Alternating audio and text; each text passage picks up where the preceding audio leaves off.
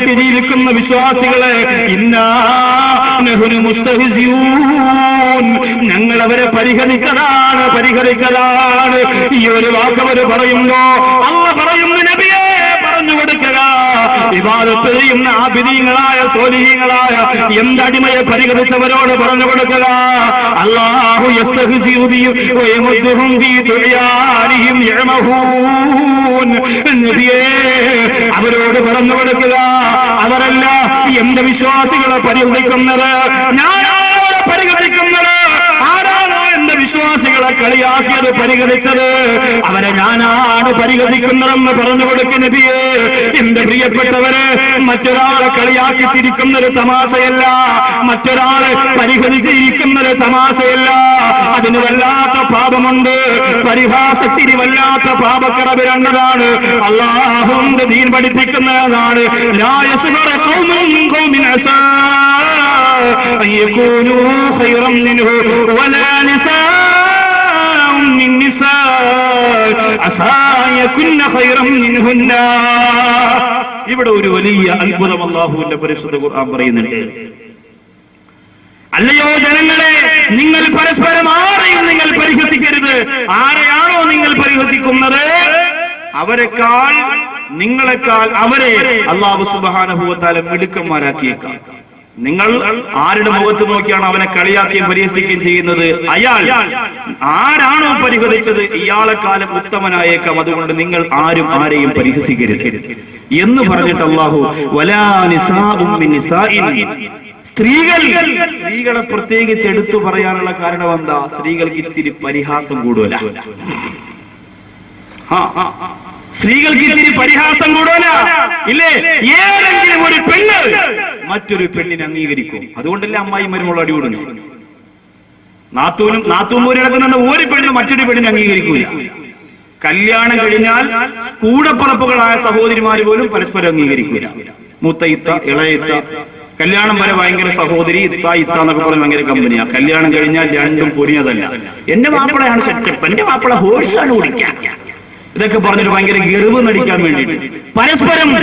ഇത് പെണ്ണെങ്ങനെയാണ്? ഒരു പെണ്ണ് മറ്റൊരു പെണ്ണിനെ അംഗീകരിക്കൂല. വലിയ പ്രയാസം. നിങ്ങൾ തന്നെ ആലോചിച്ച് നോക്കി, നിങ്ങൾ തന്നെ ചിന്തിച്ചു നോക്കി എന്റെ പ്രിയപ്പെട്ടവരെ. അതുകൊണ്ട് ആ ഒരു ദുർഗുണം എന്റെ പ്രിയപ്പെട്ട സഹോദരിമാർ മാറ്റണം. അത് മാറ്റിയ നമ്മുടെ മനസ്സുണ്ടല്ലോ, നമ്മുടെ മനസ്സ് നന്നായാൽ നമ്മുടെ മയ്യത്ത് നന്നാവും, ഉറപ്പാണ്. നമ്മുടെ മനസ്സ് നന്നായാൽ നമ്മുടെ മയ്യത്ത് നന്നാവും. അത്ഭുതത്തോടെ ഞാൻ ചിന്തിച്ചു പോകുന്നു, നമുക്കൊക്കെ അള്ളാഹു നല്ല മരണം തരട്ടെ. ഈ കാരേറ്റ് റോഡിനെ സംബന്ധിച്ചിടത്തോളം എത്ര മയ്യത്തുകളാണ് ഈ റോഡിൽ കിടന്ന് ചതഞ്ഞരഞ്ഞു പോയത്. ഇന്ന് ഞാൻ ഓർത്തു പോകുന്നു, നമ്മുടെ ഈ നിലമയിൽ മുസ്ലിം ജമാഅത്തിന്റെ ആ ഖബർസ്ഥാനിൽ അടക്കപ്പെട്ടിരിക്കുന്ന 3-4 ഖബറുകൾ ഒരുമിച്ച് റമദാനിന്റെ തലേ ദിവസം വെട്ടി അടക്കിയത് നിങ്ങൾക്ക് ഓർമ്മയുണ്ടാവും.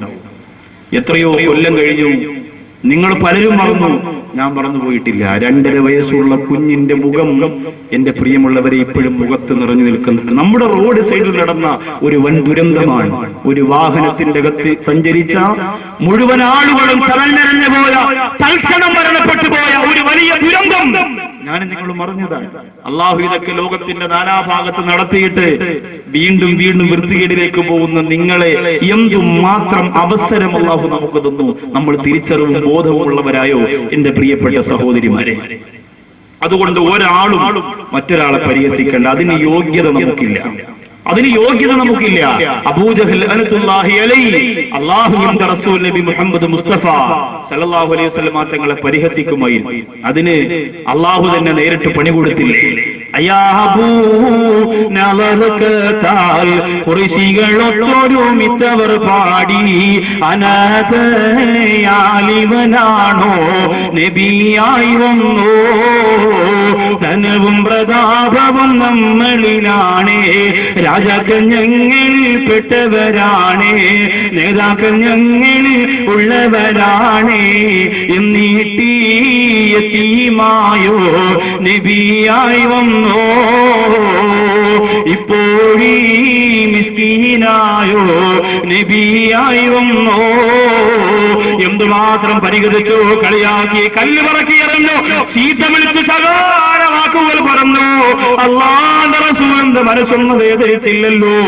ആ അബൂജഹൽ സുഖമില്ലാതെ കിടക്കുന്നെന്നറിഞ്ഞപ്പോ സ്നേഹമുള്ള മനസ്സോടെ ഓടിപ്പോയതാരാ?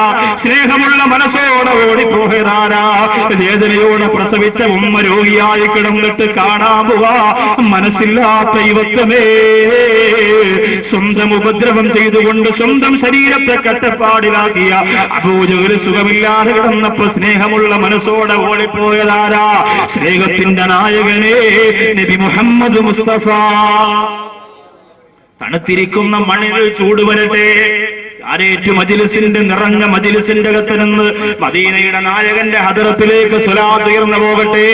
ഇലക്ഷന്റെ നേതാക്കന്മാർക്ക് വേണ്ടി കൊടി കയ്യിൽ പിടിച്ചുകൊണ്ട് എത്ര ആർജവത്തോടെ എന്റെ പ്രിയപ്പെട്ട ചെറുപ്പക്കാരാ കലാശക്കൊട്ട് നടത്തിയവരാ.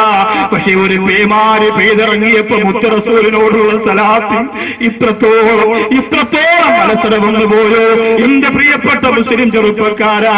എവിടെ വെട്ടിയിട്ടാലും പ്രവാചക പ്രേമമെന്നത് കത്തിപ്പടരുന്ന ഒരു സമരാവേശമായി രക്തത്തിലൂടെ അലിഞ്ഞു ചേരണം എന്റെ ചെറുപ്പക്കാരാ. അല്ലാഹുവിന്റെ റസൂൽ നബി മുഹമ്മദ് മുസ്തഫ. അതുമാത്രമേ നമുക്കുള്ള സഹോദരങ്ങളെ ബാക്കി. അവിടെ നിന്ന് മാത്രമേ നമ്മൾ രക്ഷപ്പെടുത്താനുള്ളൂ. എവിടെ പോയാലും വാതിൽ കുട്ടിയടയ്ക്കും, സഹായത്തിന് ആരുമില്ല. അവസാനം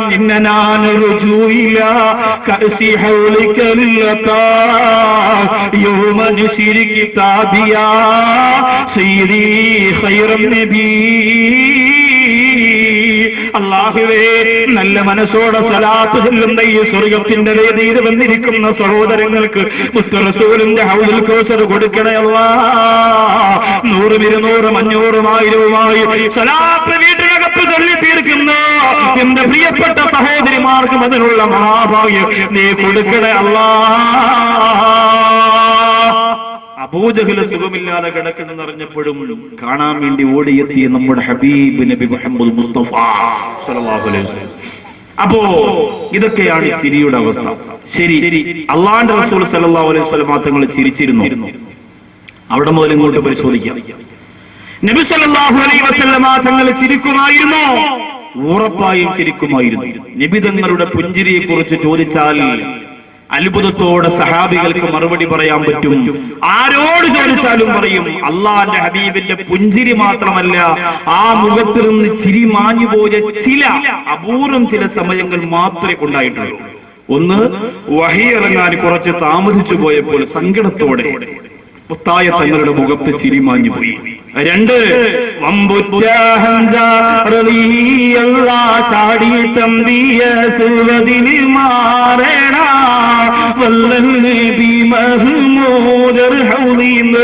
വെള്ളം കുടിക്കുന്നോനാരേണ.